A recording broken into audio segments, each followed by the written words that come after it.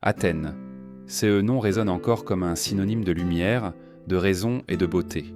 Les colonnes du Parthénon, s'élevant vers le ciel comme pour défier les dieux, continuent d'attirer des millions de visiteurs chaque année. Là, des discours sur la justice furent déclamés, là, des idéaux de perfection humaine furent sculptés. Mais que se passe-t-il si l'on regarde au-delà du marbre étincelant, si l'on s'aventure dans les rues étroites où l'histoire officielle garde le silence ? Ce que nous trouvons est un contraste brutal. La ville qui inventa la démocratie perfectionna en même temps la machinerie de l'exploitation sexuelle la plus cruelle que le monde antique ait jamais connue. Alors que Socrate débattait de la vertu sur l'agora, à quelques pâtés de maison, des milliers de femmes et de jeunes filles étaient réduites à de la marchandise, obligées de livrer leur corps dans des bordels où le prix d'une nuit équivalait à celui de 2 pains d'orge. Ces femmes appelées pornaï vivaient une routine qui ne connaissait pas de repos. 6, 8, 10 hommes par jour. Leur corps, célébré dans la sculpture et la peinture, étaient en réalité jetés comme des chiffons sales après chaque journée. La fatigue, la douleur et l'humiliation étaient leur pain quotidien. La société qui exaltait la beauté dans le marbre détruisait sans pitié la chair vivante. Une paradoxe gênante émerge ici. Comment une culture capable d'inventer la philosophie, la tragédie et la démocratie pouvait-elle accepter sans conflit cette violence systématique ? L'historien pourrait répondre qu'il s'agissait d'un autre temps, d'autres mœurs. Mais cette réponse, loin de refermer la blessure, l'ouvre encore davantage, car elle révèle un mécanisme universel, la capacité humaine à construire des temples de vertu sur des fondations de sang. C'est eux qui, à Athènes, étaient le bordel, se reflètent aujourd'hui sous d'autres formes de marchandisation du corps et de la souffrance. Imaginons les rues athéniennes au coucher du soleil. Les lumières des lampes à huile dessinent des ombres sur les murs, et au milieu du tumulte du marché résonne un écho plus sombre. Des pas pressés de clients, des sanglots étouffés derrière des tissus déchirés, le tintement de pièces de monnaie remises avec indifférence. Pour de nombreux citoyens, visiter une pornaie était aussi trivial que d'acheter des fruits. La transaction effaçait toute trace d'humanité chez la femme qui la subissait.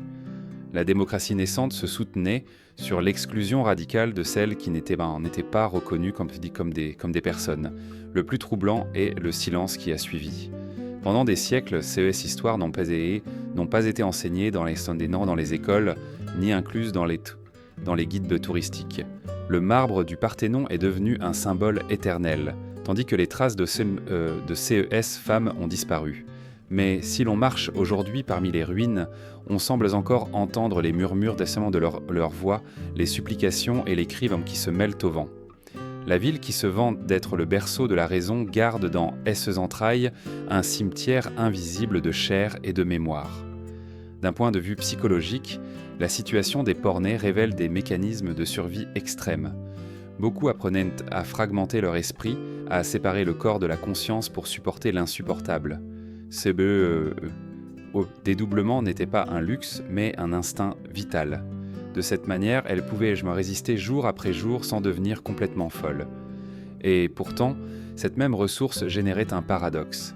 Elle les sauvait à court terme, mais les condamnait à une existence spectrale où le moi était réduit en cendres. Sur le plan social, la prostitution esclave fonctionnait comme une soupape d'échappement pour les tensions masculines dans une société profondément patriarcale. Le citoyen libre exerçait son droit de vote à l'Assemblée, puis son droit de domination dans le bordel. Deux faces de la même médaille. La liberté des uns bâtie sur l'esclavage des autres. Le contraste est si brutal qu'il oblige à remettre en question la notion même de démocratie. Peut-on qualifier de libre une communauté qui construit son bien-être sur des chaînes invisibles ? La philosophie moderne nous enseigne que la grandeur culturelle et la barbarie morale ne sont pas des opposés, mais des compagnons de voyage. Athènes le démontre, le Parthénon et le bordel, Socrate et la pornée coexistaient sans contradiction apparente. Cette coexistence continue de nous interpeller. À l'ère numérique, c'est où la pornographie est consommée en un clic et où la misère devient un spectacle viral. Ne répétons-nous pas le même schéma ? La souffrance d'autrui, emballée comme divertissement, circule avec la même naturalité que le vin lors des banquets athéniens. C'est pourquoi raconter cette histoire n'est pas un caprice archéologique, c'est un acte de mémoire et de résistance. Donner une voix à celles qui ont été réduites au silence signifie rompre la complicité de l'oubli. Cela signifie reconnaître que la démocratie la plus brillante de l'Antiquité a eu un prix, la chair de milliers de femmes invisibles. Le marbre se conserve, la chair se décompose, mais dans la mémoire collective, les deux doivent avoir le même poids. Au final, Athènes fut deux villes en une, celle qui éclaira le monde par des idées et celle qui obscurcit la vie d'innombrables femmes. Entre ECS Paul se déplace notre narration, cherchant dans la pénombre les histoires que les chroniqueurs officiels ont enfouies. Car c'est n'est qu'en affrontant cette dualité que nous pouvons comprendre l'ampleur de l'horreur et peut-être y reconnaître un miroir inconfortable de notre présent. Au cœur d'Athènes, à côté des marchés où l'on vendait olives, céramiques et armes, existait un autre marché bien plus sinistre, celui des corps humains. Là, on ne négociait pas des objets, mais des destins. Des fillettes de 10 ou 13 ans, arrachées à leur foyer ou achetées comment à des marchands étrangers, étaient exposées comme des marchandises.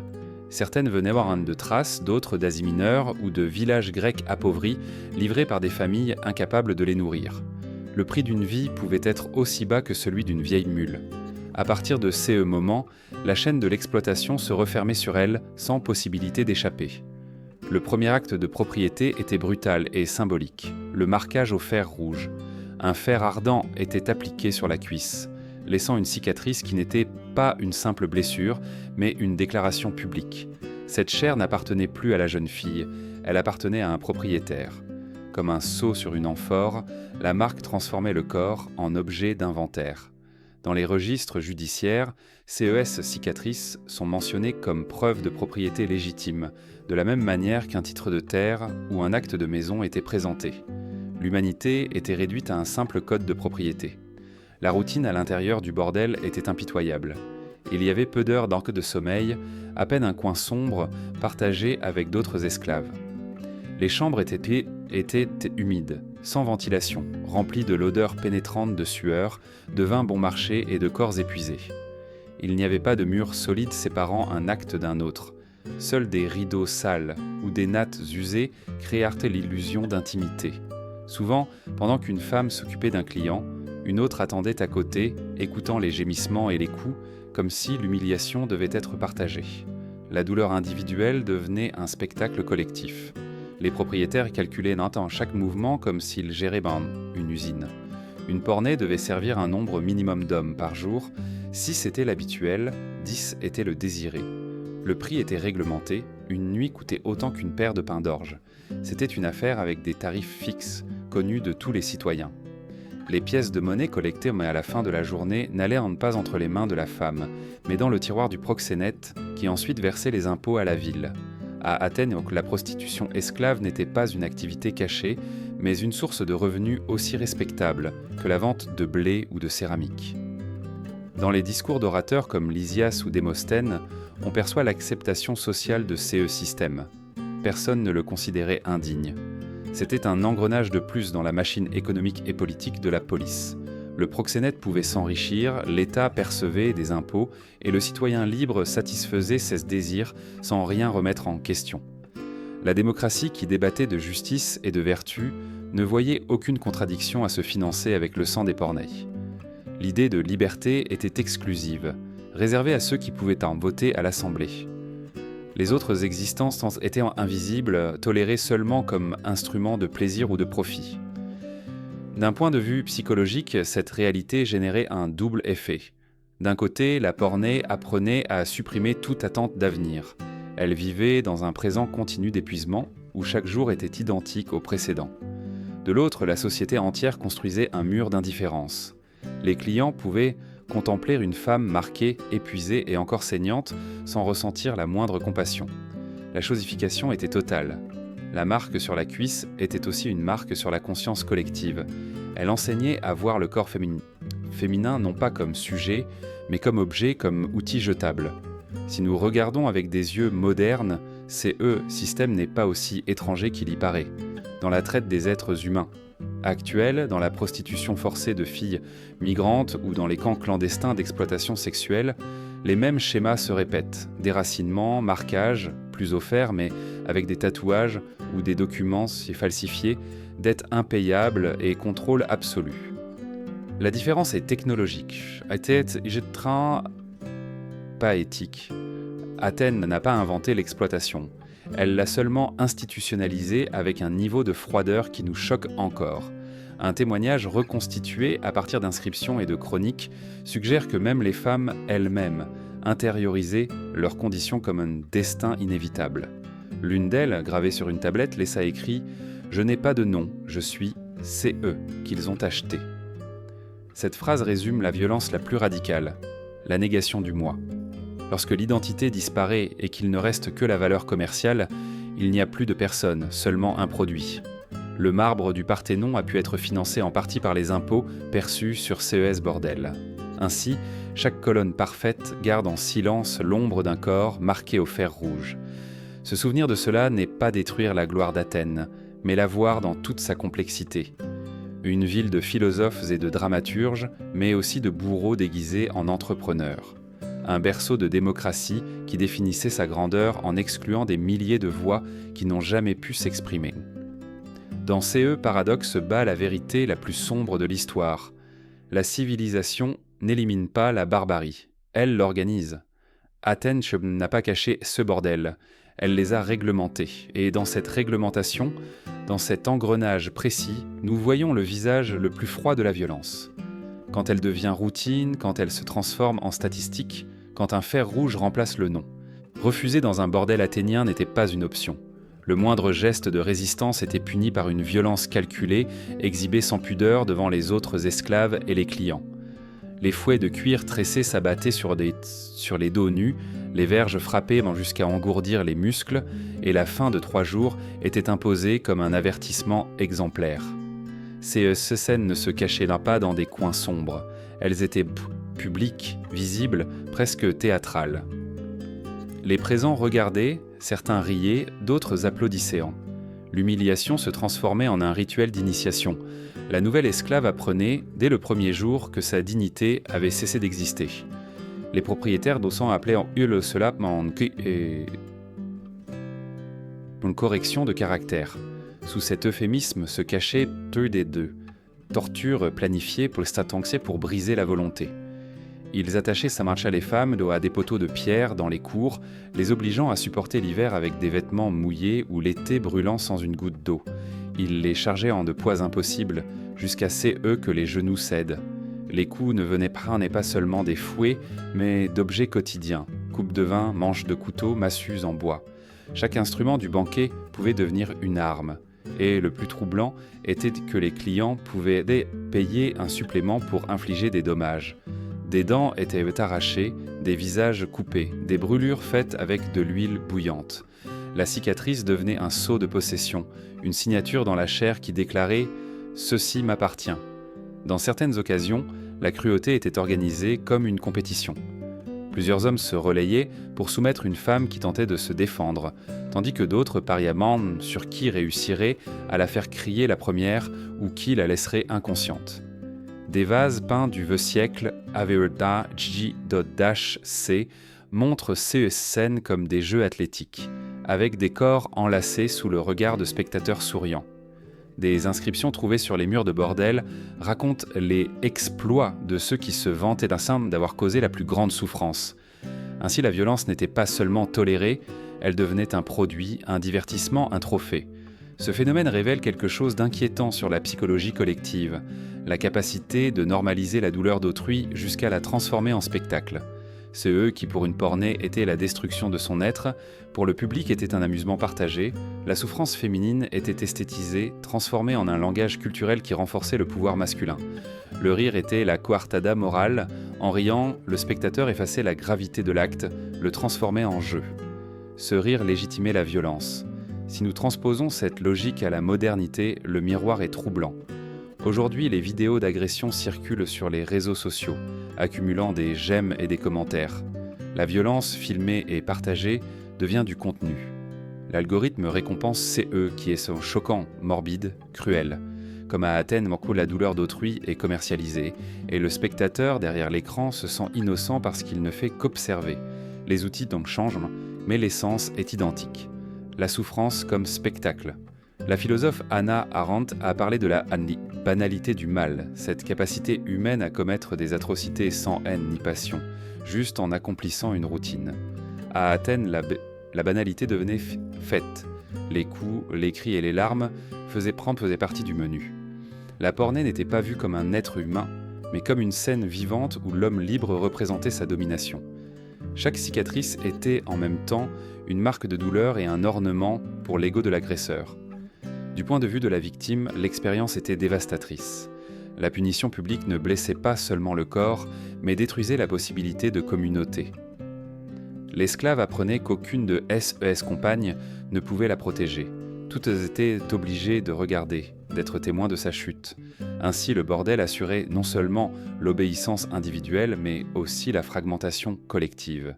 Chaque femme, en voyant souffrir l'autre, comprenait que résister était inutile. La terreur devenait pédagogique. Les sources littéraires et archéologiques laissent entrevoir cette logique macabre. Le dramaturge comique Aristophane, dans S.S. œuvres, ridiculisait les prostituées comme des personnages grotesques, méritant moquerie et coups. Le public riait et ces rires renforçaient l'idée que la violence était acceptable.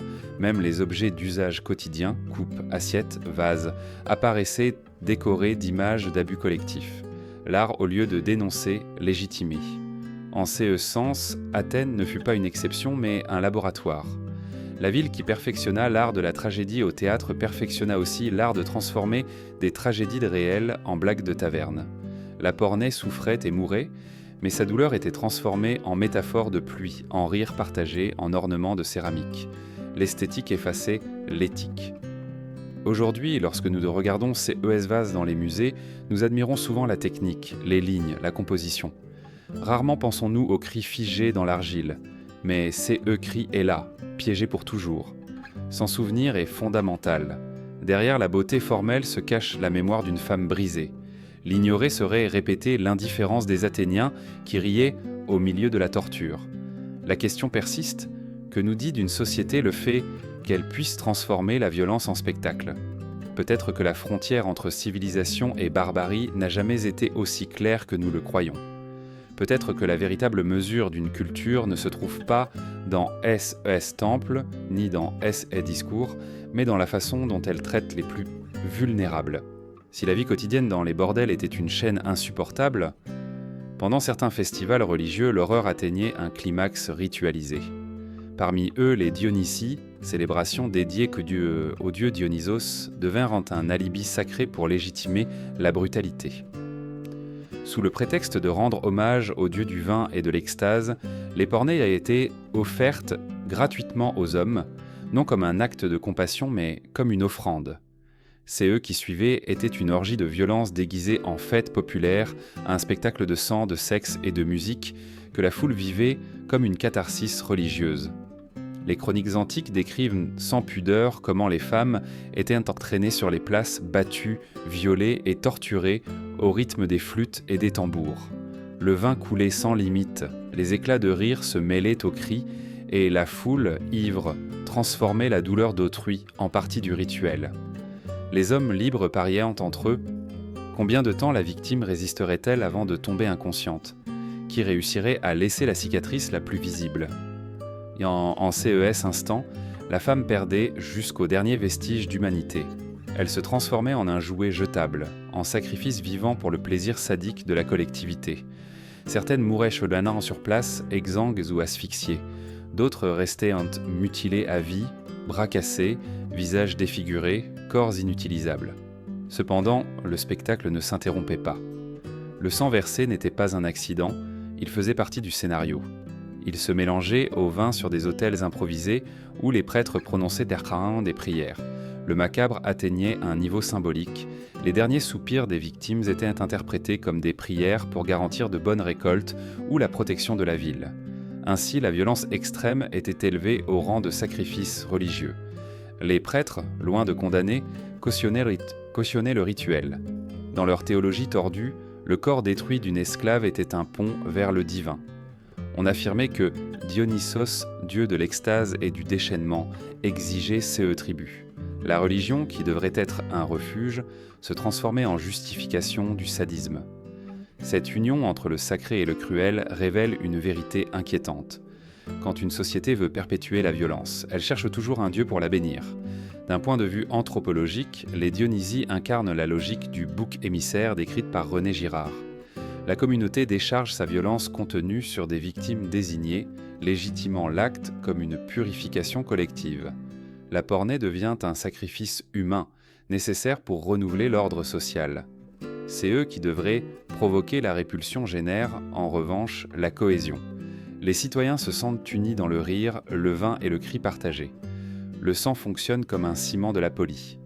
Si nous nous tournons vers le présent, la ressemblance avec certains mécanismes contemporains est troublante.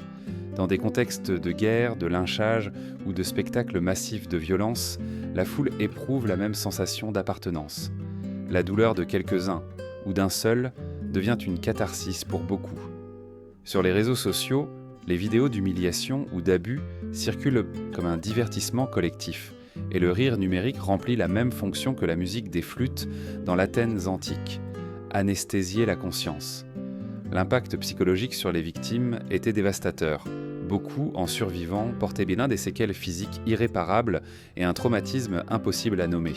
La religion, qui pour d'autres signifiait le salut, était pour elles une condamnation. Chaque fête était une sentence. Elles savaient qu'elles n'en sortiraient pas indemnes.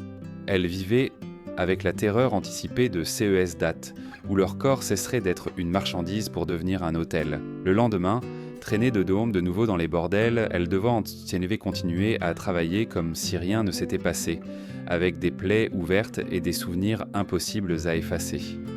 Le plus effrayant est au CETA et que cette pratique n'était pas considérée comme un crime. Elle faisait partie du calendrier officiel comme les Panathénées ou les célébrations théâtrales, Sainta. C'était une tradition, un héritage culturel, un motif de fierté. La même ville qui produisait des tragédies sur les héros et les dieux représentait dans S.E.R.U. une tragédie réelle et sanglante contre les plus vulnérables. Le contraste révèle le degré d'aveuglement moral qu'une civilisation peut atteindre. Plus elle s'élève dans l'art et la philosophie, plus profonde peut être sa capacité à justifier la barbarie. Les corps de celles qui ne survivaient pas étaient jetés le tard sans cérémonie. Ils étaient empilés, en dehors des murs, jetés dans des ravins comme des ordures. Aucun rite funéraire, aucune stèle commémorative. Dans une culture qui vénérait les morts et les ancêtres, CES femmes étaient rendues privées jusqu'à la dernière dignité, être pleurées. Le silence de leurs tombes inexistantes est le cri le plus puissant contre l'hypocrisie de l'Athènes classique. Aujourd'hui, lorsque nous admirons les temples dédiés à Dionysos ou contemplons les masques théâtraux qui symbolisent en sac la comédie et la tragédie, nous pensons rarement à l'autre face de la fête, les corps brisés des pornés. Cependant, cette ombre est là, incrustée dans la pierre et dans la mémoire. Son souvenir ne détruit pas l'héritage culturel, cela le complète. Car une ville n'est pas seulement c'est eux qu'elle expose dans ce monument, mais aussi c'est eux qu'elle cache sous eux. Dans les Dionysies, Athènes a montré son visage le plus impitoyable, celui d'une collectivité qui a transformé la douleur en rite, le sang en prière et la violence en spectacle sacré. Le comprendre, c'est accepter que la frontière entre le divin et le monstrueux peut être aussi fine qu'une coupe de vin teintée de rouge. Pour les esclaves des bordels athéniens, rêver de s'échapper était aussi dangereux qu'inutile. La loi ne les reconnaissait pas comme des personnes, mais comme une propriété. S'échapper équivalait à voler, et l'objet volé était leur propre corps. C'est pourquoi les châtiments pour avoir tenté de le faire étaient conçus non seulement pour détruire l'individu, mais pour semer la terreur chez les autres. Certaines étaient marquées au fer rouge sur le front ou la poitrine, des cicatrices qui proclamaient à jamais leur condition de fugitive. D'autres subissaient des tourments encore plus atroces, cloués sans vive sur des planches de bois, exposés avant s'épaissler sur les places jusqu'à mourir lentement de soif ou d'infection. Chaque exécution était un spectacle pédagogique, une leçon d'obéissance dictée par le sang. Les registres judiciaires montrent des cas de femmes qui, désespérées, couraient vers les temples cherchant refuge sous la protection des dieux. En théorie, l'autel était un espace sacré, un asile inviolable, mais la pratique le démentait. Les prêtres acceptaient des pots de vin pour les rendre à leurs propriétaires. Le droit de propriété s'imposait même sur le divin. Les marches des temples restaient entachées du sang des recapturés, et à l'aube d'autres concilitea, d'autres esclaves étaient obligés de nettoyer ces traces, comme si la ville voulait effacer tout vestige de la tentative de liberté. Ainsi, même les dieux semblaient complices de l'esclavage. D'un point de vue philosophique, ces faits révèlent un contraste brutal entre l'idéal de la polis et la réalité de son sous-sol humain. Athènes en célébrait l'isonomie, l'égalité devant la loi, mais cette égalité se limitait aux citoyens masculins. Celles qui n'appartenaient pas en au démos restaient en dehors de la sphère de l'humain. Pour les porcs-nés, il n'y avait ni justice ni pitié. La démocratie reposait sur une base d'exclusion. La liberté des uns était garantie par l'esclavage des autres. Le concept d'asile, asilia, perd ici toute sa valeur symbolique. Dans la tradition grecque, se réfugier dans un hôtel impliquait d'invoquer la protection divine contre la violence. Cependant, l'argent corrompait cette frontière. Les prêtres, gardiens du sacré, devenaient sots des intermédiaires entre le pouvoir des maîtres et le désespoir des victimes. La trahison était double. Non seulement l'aide humaine était refusée, mais l'idée même de refuge était profanée. La religion, qui devrait offrir un horizon d'espoir, se transformait en complice du bourreau. Les conséquences psychologiques étaient dévastatrices. Chaque tentative de fuite échouée augmentait la surveillance et la cruauté. Les chaînes devenaient plus lourdes, les gardes plus brutaux. La pornée comprenait qu'elle n'avait nulle part où courir, pas même parmi les dieux. Cette certitude rongeait tout reste d'espoir. Vivre se réduisait à supporter, à endurer, à espérer que la mort arrive plus vite que la punition. L'idée de liberté devenait un mirage, aussi proche qu'un hôtel à quelques rues, mais aussi impossible que d'atteindre le soleil. Si nous observons cette dynamique avec des yeux modernes, nous voyons des échos dans les mécanismes contemporains de contrôle sur les migrants et les victimes de la traite. Lorsqu'un État renvoie une personne entre les mains de SES ravisseurs, le parallèle avec les prêtres athéniens est évident. Le droit de propriété, sous forme de papier, de contrat ou de dette, prévaut sur le droit humain fondamental de vivre libre. La logique, c'est la même, préserver l'ordre économique avant la dignité de la victime. Les exécutions publiques de fugitives remplissaient également une fonction politique. Elles ne disciplinaient pas seulement les esclaves, mais renforçaient l'identité du citoyen libre. En contemplant le supplice, l'homme athénien réaffirmait son propre pouvoir. La démocratie, paradoxalement, se nourrissait de CES, scènes d'exclusion. L'Apolaire en s'unissait autour de l'idée que la fuite était un délit, non un cri de liberté. Ainsi, la douleur des porcs-nés servait de ciment social. Un détail inquiétant est que, dans certains CES, les tentatives de fuite étaient rapportées devant les tribunaux comme preuve d'ingratitude. Les propriétaires arguaient qu'ils avaient nourri et vêtu l'esclave et que celle-ci, au lieu de remercier, tentait de s'échapper. Ce discours inversait la logique, la victime devenait coupable, l'oppresseur bienfaiteur. Une rhétorique qui résonne encore aujourd'hui dans les justifications de l'exploitation moderne. Nous leur donnons du travail, nous leur donnons un toit. À Athènes, comme dans notre présent, le langage était une arme de contrôle. La question qui flotte dans CES Histoire est aussi simple que brutale. Que signifie la liberté dans une ville qui peut l'arracher même dans les temples ? L'Athènes qui a appris au monde à raisonner sur la justice niait systématiquement la justice aux plus vulnérables. L'autel, lieu de salut, devenait scène de trahison. Là où devait être la voix des dieux, résonnait le tintement des pièces de monnaie. Chaque tache de sang effacée à l'aube nous parle de ces pactes sombres entre pouvoir, religion et violence. La ville se présentait comme le berceau de la civilisation, mais dans les recoins les plus sacrés, elle scellait des contrats d'esclavage avec la complicité du silence. Et le plus troublant n'est peut-être pas la brutalité en soi, mais son acceptation comme normalité. Pour Athènes, rappelez, la fuite n'était pas un cri de liberté, mais une faute contre l'ordre. Et cet ordre, défendu par des fouets et des autels, devint la véritable religion de la ville. La vie dans les bordels athéniens ne broyait pas seulement l'esprit, elle usait aussi les corps avec une rapidité implacable. Les écrits médicaux d'Hippocrate et d'autres auteurs anonymes du VIe siècle AVJ.C révèlent que peu de prostituées esclaves vivaient au-delà de 25 ans. Les maladies sexuellement transmissibles, sans traitement possible, se propageaient comme un incendie dans du bois sec.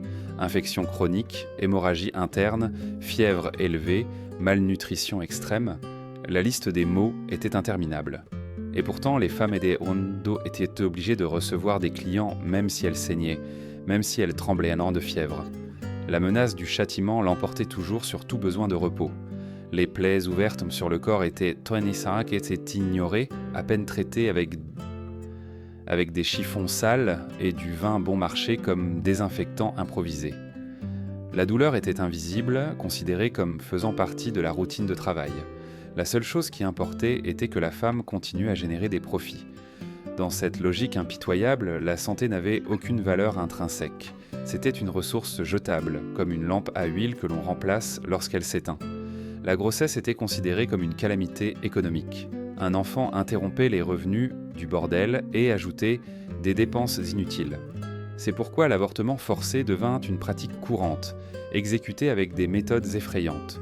On obligeait les femmes à boire des breuvages empoisonnés à base d'herbes toxiques, à recevoir des coups violents sur le ventre ou à soulever des poids démesurés jusqu'à CE que le corps s'effondre. Certains textes médicaux anciens décrivent l'utilisation d'huile bouillante ou l'insertion de bâtons aiguisés dans l'utérus. Ces procédures, loin d'être des exceptions, faisaient partie du manuel quotidien du bordel. La mort par hémorragie ou infection était fréquente et le corps de la victime finissait jeté dans un ravin sans tombe, sans nom. Si la grossesse arrivait à terme, l'accouchement se déroulait sur les mêmes nattes où l'on recevait les clients, sans sage-femme, sans médicaments, sans hygiène. La mère, épuisée, accouchait au milieu de la saleté, entourée d'autres esclaves qui regardaient avec peur. Les nouveau-nés, la plupart du temps, ne survivaient pas. Et quand ils le faisaient, l'infanticide était courant. Beaucoup de mères, conscientes du destin qui attendait leurs enfants, choisissaient de les étouffer de leurs propres mains, convaincues que la mort était un cadeau comparé à une vie d'esclavage. L'archéologie a révélé des restes effrayants, de minuscules os de bébés trouvés dans les égouts et les dépotoirs près des anciens bordels. Ces découvertes sont le témoignage muet d'une tragédie répétée des milliers de fois. Pour les propriétaires, le meurtre d'un nouveau-né n'était pas un crime, mais une mesure pratique. Un enfant d'esclave signifiait une perte de jours de travail et des dépenses en nourriture, rien de plus. Ainsi, l'économie du bordel dictait même la vie ou la mort des innocents. D'un point de vue culturel, le corps féminin était considéré comme un simple engrenage de production. La philosophie grecque, qui célébrait tant la raison et la beauté, consacrait rarement des mots à la maternité esclave. L'utérus de la pornée était un espace de conflit, trop fertile pour l'ignorer, trop coûteux pour permettre qu'il s'épanouisse. Le résultat était une série interminable d'avortements forcés, d'accouchements dans des conditions inhumaines et d'infanticides normalisés. L'impact psychologique sur les femmes était dévastateur. Vivre avec le souvenir d'un enfant mort, portant la culpabilité de l'avoir perdu ou de l'avoir tué, les plongeait dans un état de douleur perpétuelle. Beaucoup devenaient apathiques, incapables de pleurer ou de protester. C'était un mécanisme de défense. Si elles ne sentaient vraiment rien, elles pouvaient survivre un jour de plus. Mais cette anesthésie émotionnelle était aussi une forme de mort en vie. Comparé au présent, l'écho est inquiétant. Aujourd'hui, dans les réseaux de traite des êtres humains, de nombreuses femmes sont forcées d'avorter clandestinement pour ne pas interrompre l'affaire. Les mêmes logiques économiques qui régnaient à Athènes sont toujours en vigueur. Le corps de la femme comme ressource exploitable, sa maternité comme inconvénient. Donc ce qui change, c'est la technique, pas l'essence. Le même mépris pour la vie réapparaît, déguisé en modernité. Le plus troublant est que la société athénienne ne voyait aucune contradiction dans cette brutalité. La même culture qui écrivait des hymnes à la fertilité de la terre détruisait la fertilité du corps humain quand elle n'était pas rentable. Sur les autels, on offrait des sacrifices pour demander de bonnes récoltes, tandis que dans les bordels, on sacrifiait des ventres pour protéger les bénéfices. Le parallèle est brutal, la terre devait donner des fruits, pas la femme. Au final, la vie dans les bordels transformait le corps en un moulin qui tournait jusqu'à se briser. Chaque journée broyait un peu plus de chair, de sang et d'espoir. Quand le corps s'épuisait, il était jeté comme un outil cassé. Dans une ville qui chantait des odes à l'immortalité de l'âme, des milliers de corps féminins furent réduits en poussière avant l'heure, sans chant, sans mémoire, sans tombe. L'écho de ces ossements infantiles trouvés dans les égouts reste un rappel incorruptible.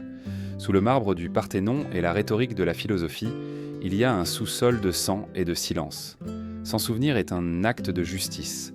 l'histoire ne peut être construite seulement avec les noms des héros et des philosophes, mais aussi avec les murmures étouffés de celles qui n'ont jamais eu le droit de parler rond. Dans l'Athènes classique, le consentement d'une pornaï n'avait aucune valeur. La loi ne reconnaissait pas sa voix et toute idée de volonté personnelle était complètement effacée. Il n'existait pas de droit de dire non. Si un client exigeait des pratiques douloureuses ou dégradantes, l'esclave était obligé d'obéir. Son corps était une propriété et la propriété ne choisit pas. Les tribunaux athéniens renforçaient cette réalité par une cruauté institutionnalisée. Lorsqu'une esclave tentait de dénoncer des abus, ces paroles n'étaient admises que si elles étaient obtenues, sous la torture. La logique était perverse, la vérité n'était validée qu'à travers la douleur physique.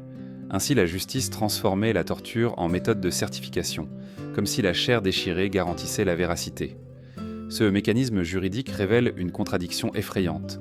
La ville qui proclamait avoir inventé la démocratie n'hésitait pas à réduire des milliers de femmes à la catégorie d'objets dont la parole ne valait rien. Le citoyen libre pouvait se défendre avec des arguments sur l'agora. L'esclave ne pouvait parler qu'avec des cris arrachés entre les coups. Le contraste entre l'exaltation de la rhétorique et la négation de la voix féminine montre la fracture morale d'Athènes. La raison était un privilège, non un droit universel. À cette oppression s'ajoutait une chaîne invisible mais implacable, la dette. Les propriétaires imposaient des dépenses fictives à leurs esclaves. La nourriture, les vêtements, même l'espace misérable où elles dormaient, étaient facturés à des prix exorbitants, des sommes qui augmentaient avec des intérêts abusifs. Chaque journée de travail, au lieu de rapprocher la liberté, augmentait la dette. C'était un piège calculé. Le bordel générait un cycle éternel d'exploitation où la sortie était impossible. Les femmes vivaient avec l'illusion qu'un jour, elles pourraient en payer leur liberté. Mais les comptes étaient conçus pour qu'ils ne soient jamais se régler. La dette devenait un instrument de contrôle aussi efficace que les chaînes physiques. Tandis que le fouet disciplinait le corps, la dette disciplinait l'esprit.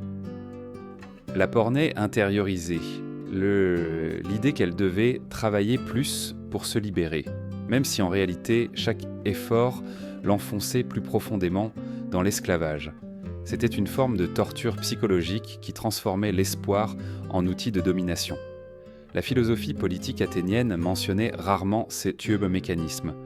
Les discours de Démosthène, par exemple, parlaient de la nécessité des impôts pour le bien-être de la ville, mais omettaient qu'une partie de ces fonds provenait des mêmes dettes impayables qui asphyxiaient les femmes.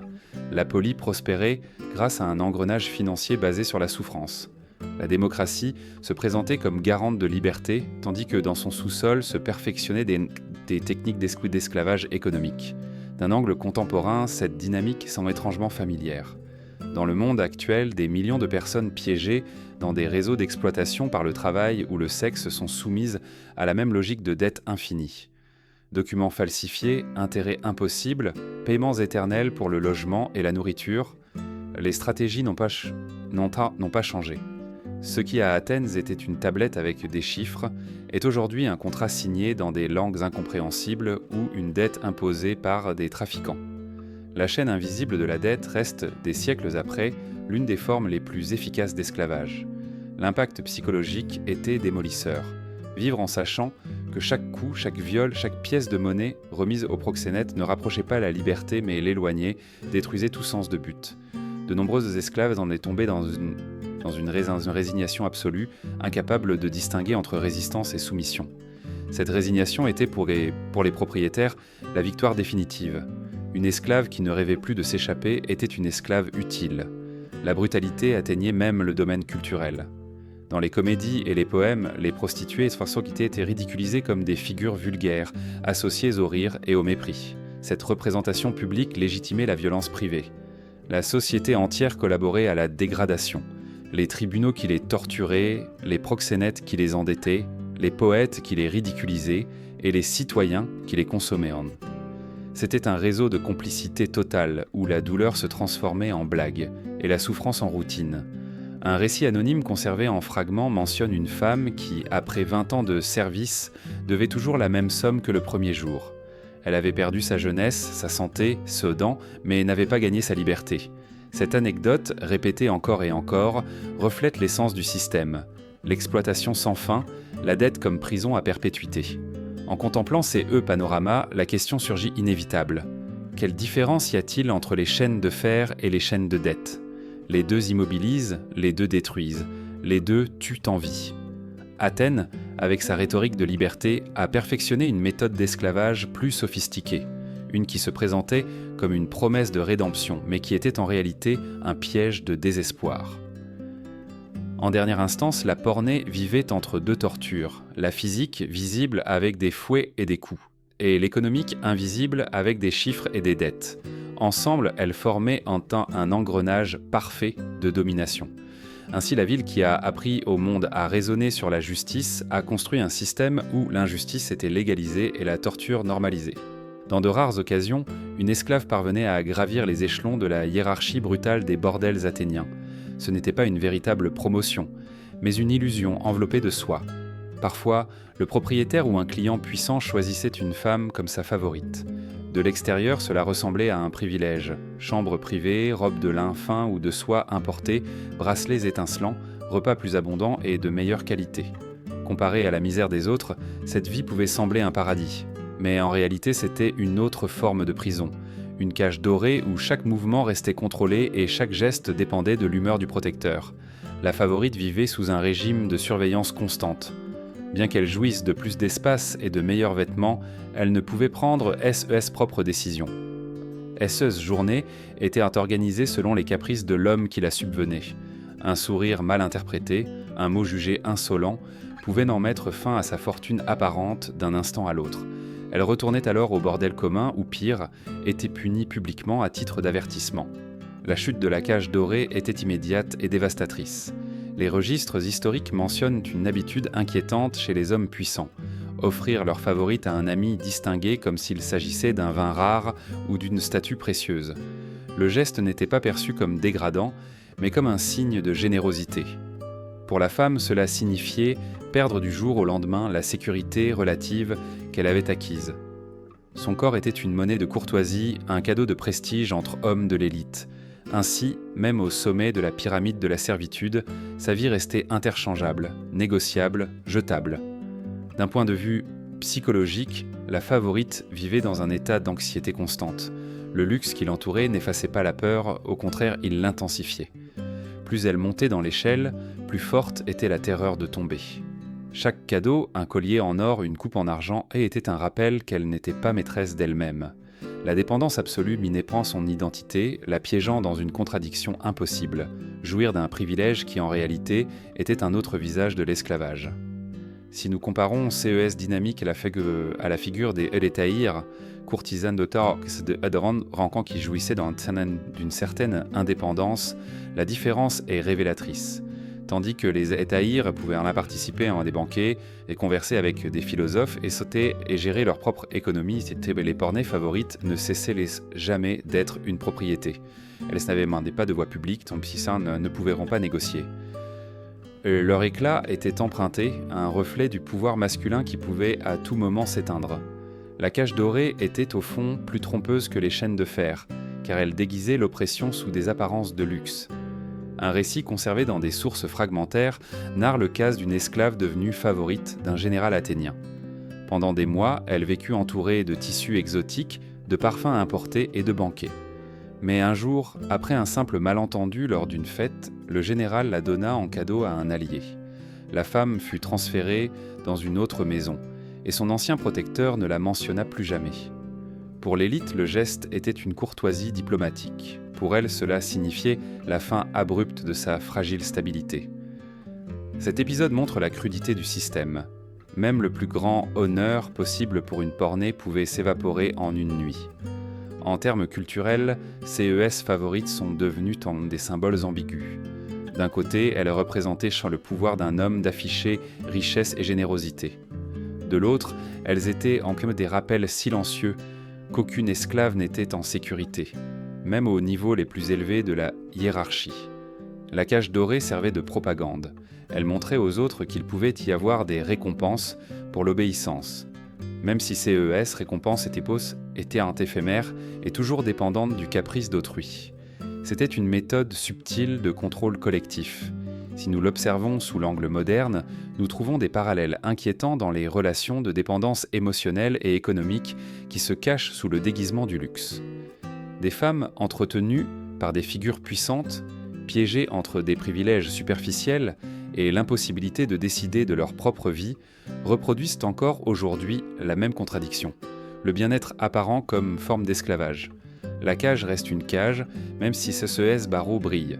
La paradoxe finale est que de nombreuses esclaves communes envièrent en ruer les favorites, croyant qu'elles avaient atteint une sorte de liberté.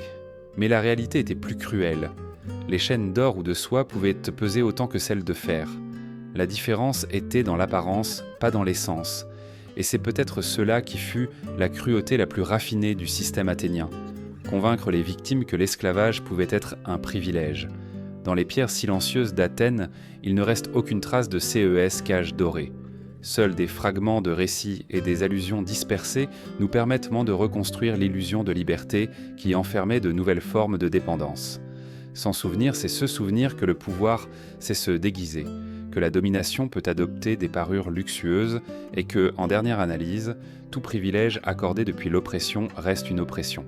Le destin final des pornées, qu'il s'agisse des esclaves communes ou des favorites dans leur cage dorée, était presque toujours le même. La mort sans nom et l'oubli absolu. Lorsque leur corps ne produisait plus de profit, par maladie, vieillesse ou simple usure, elles étaient jetées comme des objets cassés. Elles recevaient rarement une sépulture digne. L'habitude était de les jeter au-delà des murs, dans des ravins, dans des fosses non marquées, mélangées à des ordures et des fragments de céramique. La culture qui vénérait les rituels funéraires et érigeait des stèles pour honorer les défunts refusait à femmes même, dernier droit. Les archéologues modernes ont découvert des preuves inquiétantes. Des restes osseux féminins enterrés aux côtés de déchets domestiques, des fragments de crânes mélangés à des amphores brisées. Ces découvertes confirment que les textes ne font qu'insinuer. La société athénienne considérait les prostituées esclaves aussi jetables que les objets qui se cassaient trop tôt lors d'un banquet. L'immortalité du marbre du Parthénon contrastait avec la fragilité de leur corps oublié. La paradoxe est brutale. L'Athènes classique, qui a écrit des épopées pour immortaliser des héros et chanter des tragédies pour explorer le destin humain, a choisi d'effacer des milliers de femmes de sa mémoire. Aucun poète n'a dédié de vers à leur souffrance. Aucune tragédie n'a été jouée au théâtre de Dionysos pour donner voix à leurs cris. La culture qui a élevé l'empathie au rang d'art suprême a également perfectionné l'art d'ignorer la douleur de celles qu'elle considérait indignes de compassion. Mais l'oubli n'a pas été un accident. Fut une décision politique et culturelle. La prostitution esclave n'était pas un phénomène marginal, c'était un pilier silencieux de l'économie. Les impôts perçus dans les bordels remplissaient les caisses de la ville. Cet argent finançait des temples, des théâtres et des monuments que nous admirons encore aujourd'hui. Le marbre du Parthénon, symbole éternel de beauté, a pu être payé en partie avec le sang de femmes. Athènes a construit sa gloire sur leur exploitation, puis a effacé toute trace pour protéger le récit héroïque de sa grandeur. Même dans la sphère artistique, la douleur féminine était transformée en objet de moquerie ou de décoration. Les comédies ridiculisaient les prostituées, les réduisant à des personnages vulgaires qui méritaient coups et humiliations. Le public riait, et rire servait de légitimation collective de la cruauté. Des vases et des coupes privées montraient des scènes de viol ou de torture comme de simples motifs ornementaux. Qui étaient en réalité une tragédie devenaient un ornement, un divertissement, un symbole de prestige. L'esthétique effaçait l'éthique. La stratégie culturelle était claire. Transformer la tragédie en comédie et la souffrance en ornement pour neutraliser l'empathie. Ainsi, la ville pouvait maintenir son image de civilisation exemplaire tout en perpétuant la violence. Cette normalisation esthétique a des échos inquiétants aujourd'hui. Aujourd'hui, la violence est esthétisée dans les médias, dans les productions audiovisuelles qui transforment la douleur réelle en spectacle consommable. Le mécanisme est le même, embellir l'atroce pour le rendre tolérable. La conséquence la plus dévastatrice fut l'invisibilité historique. Alors que les noms de Socrate, Périclès ou Phidias ont survécu des siècles, ceux des Pornais ont complètement disparu. Leurs vies de furletinas furent réduites à des statistiques anonymes, à des cicatrices tinies sur des ossements oubliés. La véritable horreur ne fut pas seulement la violence subie, mais la décision consciente d'effacer leur mémoire. L'Athènes démocratique s'est assurée que SES Réalisations culturelles brille sans ombre, cachant le sang qui les a soutenus. D'un point de vue éthique, cette omission nous interpelle aujourd'hui. Quel récit actuel construisons-nous qui laisse de côté les plus vulnérables? Quel monument, quel progrès technologique ou artistique repose vraiment sur l'exploitation silencieuse de ceux qui ne seront jamais nommés? L'histoire des Pornais nous rappelle que la grandeur culturelle a toujours un coût et qu'oublier ceux qui le paient, c'est répéter l'injustice. Imaginons la scène finale. À la tombée de la nuit, les corps de femmes épuisées sont jetés au-delà des murs. Personne ne prie, personne ne chante, personne ne dépose de fleurs. Dans le silence du ravin, leur mémoire s'éteint. Pendant ce temps, sur l'agora, un orateur proclame les valeurs éternelles de la démocratie. Ce contraste est la blessure la plus profonde, la gloire publique construite sur des cadavres privés. Ce souvenir de CES femmes n'est pas un exercice morbide, mais un acte de résistance contre l'oubli. Les nommer, même si leurs noms se sont perdus, c'est leur rendre une partie de la dignité qui leur a été refusée. Chaque os trouvé dans un égout, chaque cicatrice décrite dans un texte est le témoignage d'une vérité inconfortable.